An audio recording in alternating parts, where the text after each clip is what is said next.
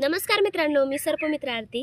तर मित्रांनो, तुम्ही हा विचार करत असाल की मी असं काय करते, पण काय करू ह्या छोट्याशा बेबीला इथं होल्ड करण्यासाठी माझ्याकडे हाच ऑप्शन आहे. तर मित्रांनो, हा आहे बेबी इंडियन स्पेक्टिकल्ड कोब्रा, म्हणजे ज्याला मराठीमध्ये नाग आणि इंग्लिशमध्ये इंडियन स्पेक्टिकल्ड कोब्रा म्हटलं जातं. तसेच याला शास्त्रीय नाव नाजा राजा आहे.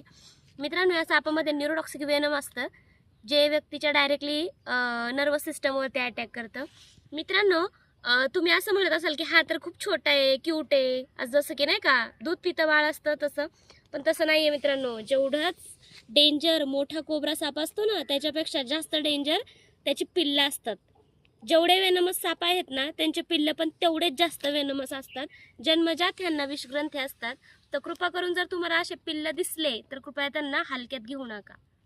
त्याच मित्रांनो, ह्यांची ओळख सोपी असते. जसा मोठा साप दिसतो सेम त्याच प्रकारे त्यांचे छोटे पिल्लं पण दिसत असतात. आणि नागाला ओळखण्याची सगळ्यात सोपी पद्धत, त्याच्या जो फणा आहे ना, तुम्ही पाहू शकता, त्याच्या फण्यावरती तुम्हाला चष्म्याची आकृती दिसते, हुडमार्क असतो, त्यामुळे त्याला स्पेक्टिकल्ड म्हटलं जातं.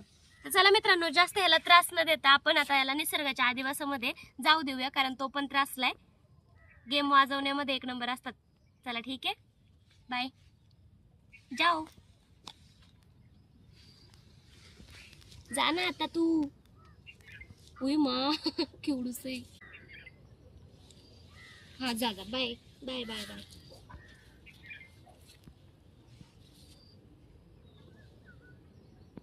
तो नाही जाते, आपण जाऊया.